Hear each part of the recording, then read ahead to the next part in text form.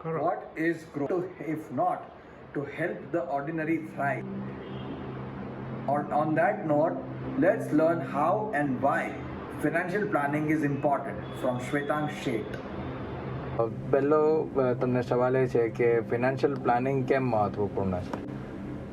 Everyone invests for their future, but most of them don't have any idea how much they don't know how much amount they need to invest today to accumulate that corpus. Financial planning means identifying individuals' financial goal, evaluating existing resources available, and designing the strategies to achieve those goals. Okay. અને તમે જે કહો છો કે investment કરવાના ઘણા બધા એવન્યુઝ છે, તો એ એવન્યુઝ કયા હોય છે? એવન્યુઝ મેજરલી ઇન્વેસ્ટમેન્ટના 4 એવન્યુઝ છે: ડેટ, ઇક્વિટી, રિયલ એસ્ટેટ અને કોમોડિટીઝ. બાકી એની બધી બાય પ્રોડક્ટ્સ હોય છે, જેવી કે ડેટમાં આપણે જઈએ તો ફિક્સ ડિપોઝિટ, પીપીએફ, એનએસસી, કેવીપી, દેન ગવર્મેન્ટ બોન્ડ્સ, ડિબેન્ચર્સ જે કંપની ઇસ્યુ કરતી હોય છે, ટ્રેડિશનલ લાઈફ ઇન્સ્યોરન્સ પ્રોડક્ટ્સ છે, દેન ડેટ મ્યુચ્યુઅલ ફંડ્સ. તો ડેટમાં આટલી પ્રોડક્ટ્સ આવતી હોય છે. એવી રીતે શેર્સ, એટલે ઇક્વિટી સાઇડ જઈએ આપણે તો ઇક્વિટીમાં શેર્સ હોય છે, મ્યુચ્યુઅલ ફંડ્સ હોય છે. મ્યુચ્યુઅલ ફંડ્સમાં બી ઘણી વેરાયટીઝ હોય છે, જેવી કે ડાયવર્સિફાઈડ ગ્રોથ સ્કીમ્સ, દેન ઇક્વિટી હાઇબ્રિડ જેને પહેલાં બેલેન્સ ફંડ તરીકે ઓળખતા હતા, દેન ડાયનેમિક એસેટ અલોકેશન ફંડ્સ અને ELSS scheme, equity link saving schemes, જેમાં ઇન્વેસ્ટ કરવાથી આપણને ટેક્સનો બેનિફિટ મળે છે. દેન ઇક્વિટીમાં એક PMS પણ આવે છે, જેમાં પોર્ટફોલિયો મેનેજમેન્ટ આપણું કરવામાં આવે છે અને એની મિનિમમ ટિકિટ સાઇઝ 50 lakhsથી સ્ટાર્ટ થાય છે. દેન રિયલ એસ્ટેટ. રિયલ એસ્ટેટમાં આપણે લેન્ડમાં ઇન્વેસ્ટ કરીએ છીએ, રેસિડેન્શિયલ પ્રોપર્ટી, કોમર્શિયલ પ્રોપર્ટી, અને એમાં પણ મ્યુચ્યુઅલ ફંડ્સ થ્રુ જઈ શકીએ. મ્યુચ્યુઅલ ફંડ્સ થ્રુ બી એમાં જવાય છે, પણ ઇન્ડિયામાં હજી સુધી એટલું પોપ્યુલર નથી થયું. પણ અત્યારે જે ગવર્મેન્ટના નવા નોર્મ્સ છે, રેરા અને Ritz, real estate investment trust, તો એના થ્રુ ફ્યુચરમાં આ એક ઓપ્શન ઇન્વેસ્ટર માટે ખુલ્લો થઈ જશે. અને લાસ્ટ જે મેં કોમોડિટીઝ કહ્યું, તો કોમોડિટીઝમાં બેઝિકલી પોપ્યુલર શું હોય છે કે ગોલ્ડ, સિલ્વર, અને એમાં પણ મ્યુચ્યુઅલ ફંડ્સ થ્રુ આપણે ઇન્વેસ્ટમેન્ટ કરી શકીએ છીએ. એટલે સપોઝ ગોલ્ડ આપણે બાય કરીએ તો આપણે જ્વેલરી ફોર્મમાં કે બિસ્કિટના ફોર્મમાં લઈએ છીએ, અને એને માટે આપણે ક્યાં તો લોકરમાં સાચવવું પડે છે, ક્યાં તો ઘરે રાખીએ છીએ, તો એક ટેન્શન રહેતું હોય. જ્યારે આપણે મ્યુચ્યુઅલ ફંડ્સ થ્રુ ગોલ્ડમાં ઇન્વેસ્ટ કરશું તો એક પેપર ફોર્મ કે ડિજિટલ ફોર્મમાં રહે, તો હેઝલ ફ્રી રહે, અને આપણી લોકર કોસ્ટ આ બધી બચી જાય, મેકિંગ ચાર્જીસ ઘટી જાય છે. તો એનું રિટર્ન્સ ઓલમોસ્ટ ગોલ્ડનું અપડાઉન જે થાય એ પ્રમાણે જ રહેતું હોય છે. અને મ્યુચ્યુઅલ ફંડ સાથે સાથે આ એને બી આપણે શેર્સ લઈએ, તેના પર બી અસરકારક છે કે નથી? મ્યુચ્યુઅલ ફંડ્સમાં અલગ અલગ ફંડ્સ આવે, જેમ કે ડેટ ફંડ્સ આવે, ઇક્વિટી ફંડ્સ આવે છે, હાઇબ્રિડ ફંડ્સ આવે છે. તો દરેકમાં અલગ અલગ રીતે ઇક્વિટી એક્સપોઝર હોય. ડેટ ફંડમાં તમને ઇક્વિટી એક્સપોઝર નહીં આવશે, એમાં ગવર્મેન્ટ સિક્યુરિટીઝ કે commercial paper, certificate of deposits એ રીતનું હોય છે. જ્યારે ઇક્વિટી મ્યુચ્યુઅલ ફંડ્સમાં શું થાય છે કે એમાં કઈ સ્કીમમાં તમે એન્ટર થયા છો. ફોર એક્ઝામ્પલ, તમે ઇક્વિટી ગ્રોથ સ્કીમમાં એન્ટર થાવ છો તો મિનિમમ 80% તમારા શેર્સમાં ઇન્વેસ્ટ થશે અને 20% જેવું ડેટ સાઇડ ઇન્વેસ્ટ થશે તમારું. Then if you select equity hybrid schemes, જે અર્લિયર બેલેન્સ સ્કીમના નામથી ઓળખાતી હતી, એમાં મિનિમમ 65% ઇક્વિટીમાં ઇન્વેસ્ટ થશે અને 35% ડેટ સાઇડ થશે. Then dynamic asset allocation fund, this is very good category. આ કેટેગરીમાં તમે મિનિમમ 20 to મેક્સિમમ 70% જેવું ઇક્વિટી સાઇડ ઇન્વેસ્ટ થશે, અને 35% સુધી ડેટ સાઇડ જશે. અને ઇક્વિટીનું ટેક્સેશન માટે સપોઝ જે ગેપ રહેતો હોય એ આર્બિટ્રેજમાં ઇન્વેસ્ટ થાય છે એની અંદર. અને જે મેં એક ELSS સ્કીમ તમને કહી, ઇક્વિટી લિંક સેવિંગ સ્કીમ, તો એમાં મિનિમમ 90% પૈસા શેર્સમાં ઇન્વેસ્ટ થાય છે અને 10% ડેટમાં. એમાં 3 years લોક ઇન પીરિયડ આવશે, કારણ કે આપણે ટેક્સ સેવિંગ કરીએ છીએ. હવે જે માર્કેટ જે છે ફાઇનાન્શિયલ માર્કેટ આટલું બધું ફ્લક્ચ્યુએટ કેમ થાય છે, એનું what is the main reasons? Right. Market market movement હંમેશા ન્યૂઝ અને સેન્ટિમેન્ટ્સ પર ચાલતી હોય છે મુવમેન્ટ. ડેલી એટલી બધી ઇવેન્ટ્સ ઇન્ડિયા કે ઇન્ડિયાની બહાર બનતી રહેતી હોય જેને માર્કેટ ઉપર અસર થતી પણ હોય નથી પણ થતી. પણ હમણાં ઇન્ફોર્મેશન એટલી ઇઝીલી અવેલેબલ તમને ટીવી ઉપર, ન્યૂઝપેપર્સ ઉપર કે સોશિયલ મીડિયા પર એટલી ઇઝીલી અવેલેબલ થાય છે તો લોકો એની ઓથેન્ટિસિટી ચેક નથી કરતા અને એનું ખોટું એનાલિસિસ કે ઇન્ટરપ્રિટેશન કરીને એ ઇન્વેસ્ટરના સેન્ટિમેન્ટ્સ ઉપર અસર કરવા માંડે છે અને એ અસર અલ્ટિમેટલી બાઇંગ અને સેલિંગ શેર્સ કે સિક્યુરિટીઝના બાઇંગ સેલિંગ ઉપર માર્કેટમાં અસર કરે છે અને એ જે બાઇંગ સેલિંગ થાય છે એને લીધે માર્કેટમાં તમને ફ્લક્ચ્યુએશન્સ થતા દેખાય છે. બેઝિકલી શોર્ટ ટર્મમાં શું થાય કે ન્યૂઝ અને સેન્ટિમેન્ટ્સ ઉપર માર્કેટ ચાલતું હોય છે, જ્યારે લોંગ ટર્મમાં તમારા કંપનીઝના ફંડામેન્ટલ્સ કે ઇકોનોમીના ફંડામેન્ટલ માર્કેટના લેવલ્સ ચેન્જ થતા રહેતા હોય છે. એટલે don't be a trader, be a investor, right? તો એટલે તમે તમારો ઇસીજી રિપોર્ટ કે હાર્ટબીટ જોશો તો it keeps fluctuating, means you are alive. તો don't worry if market fluctuates. એટલે હમણાં જે યસ બેંકનું આખું કૌભાંડ બહાર આવ્યું તેનાથી what is your take on that કે ભાઈ એનાથી માર્કેટને શું રિયલાઇઝેશન આવશે? યસ બેંકમાં છેલ્લા ઓલમોસ્ટ સવા વર્ષથી ઇશ્યુઝ ચાલતા જ હતા અને એના શેર પ્રાઇઝીસ બી 400થી લઈને અત્યારે બિલો 20 રૂપીઝ આવી ગયા છે. એટલે શેર હોલ્ડર જે હોલ્ડ કરે છે એને તો ડેફિનેટલી નુકસાન થયું જ છે.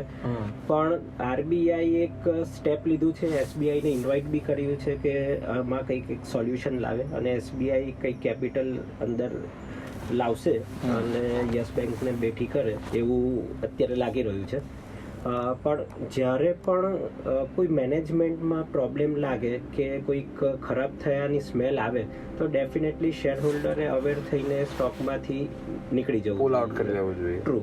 એન્ડ જો ડેટમાં જો તમારા પૈસા હોય તો ડેફિનેટલી વહેલી તકે, શેર્સ કરતા બી ડેટમાં જો પૈસા હોય તો વહેલી તકે બહાર નીકળવું.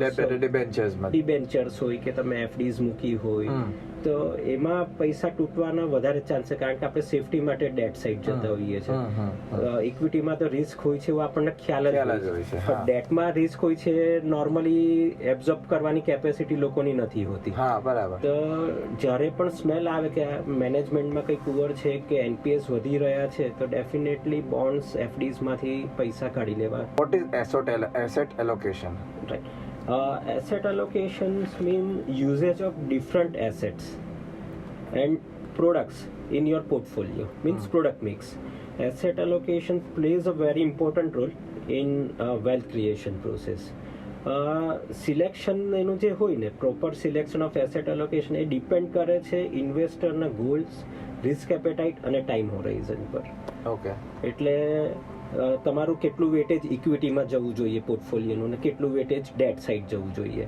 ઇક્વિટીમાં બી કેટલું પર્સન્ટેજ તમે લઈ જાઓ છો ડાયવર્સિફાઈડ મ્યુચ્યુઅલ ફંડ્સ કે ઇક્વિટી હાઇબ્રિડ મ્યુચ્યુઅલ ફંડ્સ કે પીએમએસ કે ડાયરેક્ટ ઇક્વિટી.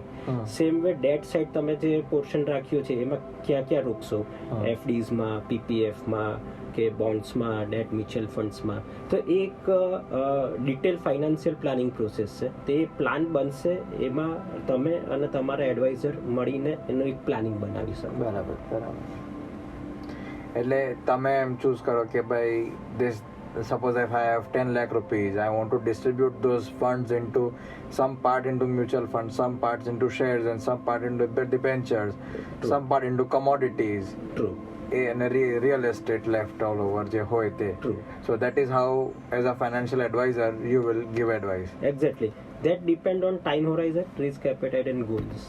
કે કેટલો ટાઈમ છે. સપોઝ શોર્ટર ડ્યુરેશન હોય, કોઈના ગોલ્સ શોર્ટ ટર્મ ના હોય, 3 years કે 5 yearsમાં જોઈતું હોય એમના કોર્પસ, તો આપણે લોંગ ટર્મ પ્રોડક્ટ નહીં આપી શકીએ એવા કેસીસમાં. તો એમાં તમારે થોડું ડેટ એક્સપોઝર વધી જતું હોય છે અને ઇક્વિટી સાઇડ ઓછું થઈ જાય જ્યારે પીરિયડ ઓછો હોય ત્યારે. પણ જ્યારે પીરિયડ લાંબો હોય તો ડેફિનેટલી તમે ઇક્વિટી સાઇડ વધારે જોઈ શકો, કારણ કે લોંગ ટર્મમાં ઇક્વિટી જ એક એવી એસેટ ક્લાસ છે જે ઇન્ફ્લેશનને સારા માર્જિનથી બીટ કરી શકે. નહીં, શોર્ટ ટર્મ હોય તો debt like FDs or debentures, that kind of product. પણ લોંગ ટર્મ હોય તો શેર્સ છે કે ડાયવર્સિફાઈડ મ્યુચ્યુઅલ ફંડ્સ છે. હમ. મ્યુચ્યુઅલ ફંડ્સમાં બેનિફિટ એક જ છે કે તમને એક ડાયવર્સિફિકેશનનો ફાયદો મળશે. તમારા પૈસા અલગ અલગ કોઈ એક સ્કીમ સિલેક્ટ કરી છે તો 35 to 40 કંપનીઝમાં એ લોકો ઇન્વેસ્ટ કરશે, તો તમને એક ડાયવર્સિફાઈડ પોર્ટફોલિયો મળશે. ઓકે. જ્યારે તમે કોઈ કંપનીના શેર લો છો અને એ કંપનીનું રિઝલ્ટ સારું હશે, ગ્રોથ સારો હશે, તો ડેફિનેટલી યુ વિલ અર્ન. પણ જો એ શેરનો ગ્રોથ ડાઉન આવ્યો, રિઝલ્ટ ખરાબ આવ્યા, તો તમારા બધા પૈસા ડાઉન થઈ જશે. એટલે બેટર કે તમે ડાયવર્સિફાઈડ પોર્ટફોલિયોમાં ઇન્વેસ્ટ કરો. હંમેશા ઇન્વેસ્ટ કરતી વખતે પોર્ટફોલિયો સિલેક્ટ કરો, ફંડ મેનેજર સિલેક્ટ કરો, અને તમારા એડવાઇઝર તમને શું એડવાઇસ કરે છે એની ઉપર તમે સ્ટીક કરો. ઓકે. અને લોકોના what are the main purposes of investing? Main purposes are basically retirement planning, children's education, children's marriage planning, wealth creation, and buying house. These are the major goals of investors. કે આને માટે મારે invest કરવું છે. અને એમાં બી પાછી તમે સબ ડિવાઈડ કરી શકો છો ને ફંડ્સની અંદર? ડેફિનેટલી આપણે ટાર્ગેટ અમાઉન્ટ કે કોર્પસ જે એક્યુમ્યુલેશન કરવાનું છે એનો પીરિયડ કેટલો છે અને અમાઉન્ટ કેટલી છે એના બેઝ ઉપર આપણે ડિવિઝન કરી શકશું કે કેટલી સ્કીમ્સ લેવી છે આપણે. કે મ્યુચ્યુઅલ ફંડ્સમાં 2 સ્કીમ 3 સ્કીમ જવી છે, કારણ કે ઓવર ડાયવર્સિફિકેશન બી હર્ટ કરે છે. એટલે આપણે પરફેક્ટ નોર્મલ ડાયવર્સિફાઈડ પોર્ટફોલિયો બનાવી શકીએ. 3 થી 4 મ્યુચ્યુઅલ ફંડની સ્કીમ્સ લઈ શકીએ, ડેટ સાઇડ થોડું ઇન્વેસ્ટમેન્ટ કરી શકીએ, શેર્સ થોડા લઈ શકીએ. એટલે એ રીતે planning, that is a very detail process financial planning. તો એ 1 to 1 જ્યારે આપણે એક પ્લાન કરવા બેસીએ કોઈ ક્લાયન્ટ સાથે, ફોર એક્ઝામ્પલ કે એક રિટાયરમેન્ટ પ્લાનિંગ તમારી એજના જ કોઈનું આપણે કરવાનું હોય, સે કે 30 યર્સની એજનું કોઈનું આપણે એક ફાઇનાન્શિયલ પ્લાન બનાવતા હોઈએ. He desires to retire at the age of 60, અને એમના ફેમિલીમાં લાઈફ એક્સપેક્ટન્સી અરાઉન્ડ 80 યર્સની આજુબાજુ છે, અને એમનો current household expense is nearly 50,000. તો એ અહીંયાથી 30 વર્ષ રહીને જ્યારે 60 ની એજ થશે ને રિટાયર્ડ થશે ત્યારે એમને જે મંથલી 50,000 એટલે 6 lakhs પર એનો આજનો ખર્ચો છે એની વેલ્યુ નિયરલી 34,50,000 જેવી થઈ જશે. ઓકે. અને જ્યારે રિટાયર્ડ થશે 60 ની એજે ત્યારે એમને જે કોર્પસ ભેગું કરવાનું હશે એ અરાઉન્ડ 6 crore 30 lakhs જેવું અરાઉન્ડ થઈ જશે. ઓકે. તો હવે એમની પાસે એક ટાર્ગેટ અમાઉન્ટ છે કે મારે 6 crore 30 lakhs in next 30 yearsમાં accumulate કરવાના છે. So how much I have to invest today on a monthly basis? તો મંથલી બેઝિસ પર સપોઝ 12% નું રિટર્ન આવે છે તો એમને અત્યારે 21,000 અરાઉન્ડ ઇન્વેસ્ટમેન્ટ કરવું પડે મંથલી બેઝિસ. તો he can achieve the target of 6 crore 30 lakhs. Okay. અને આફ્ટર રિટાયરમેન્ટ બી આપણે આની અંદર 3% ઇન્ફ્લેશન ને 4% નું પોસ્ટ રિટાયરમેન્ટ રિટર્ન કન્સિડર કર્યું છે. તો આ રીતનું પ્લાનિંગ એક બને. So this is a basic planning, અને આપણે ડિટેલમાં બનાવી શકીએ. અને જો પ્લાન થ્રુ જઈશું તો ડેફિનેટલી સક્સેસ જઈશું. તો માર્કેટના ફ્લક્ચ્યુએશનની આપણી ઉપર ઇફેક્ટ ઓછી આવશે. ઓકે. માર્કેટની અંદર એટલું બધું ઇન્વેસ્ટ, એક હેઝિટેશન બી હોય છે, એક લેવલ ઓફ હેઝિટેશન બી હોય, તો એ હેઝિટેશન કેમ જનરેટ થાય લોકોને ઇન્વેસ્ટ કરવાનું? હા, ડેફિનેટલી. બેઝિકલી ક્વેશ્ચન સારો છે, કેમ હેઝિટેટ કરે છે ઇન્વેસ્ટ કરવામાં. એના 3 એક આન્સર છે. એક લેક ઓફ નોલેજ, બીજું ઘણા લોકો એમના રિલેટિવ્સ, ફ્રેન્ડ્સ કે નેબરને ફોલો કરતા હોય છે. એ લોકો ક્યાં તો ઇન્વેસ્ટમેન્ટ એસેટ્સથી દૂર જ હોય, અધરવાઇઝ એમનું નોલેજ એ ફાઇનાન્શિયલ ઇન્વેસ્ટમેન્ટમાં અધૂરું હોય છે અને એમની એડવાઇસ ઉપર ચાલતા હોય છે. ઓકે.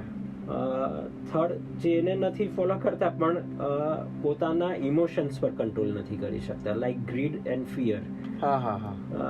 એટલે જ્યારે બી માર્કેટ બહુ સ્મૂથ ચાલતું હોય ત્યારે લાલચ આવી જાય છે, ગ્રીડ, ઓવર એમ્બિશિયસ તમે થઈ જાવ. ટ્રુ.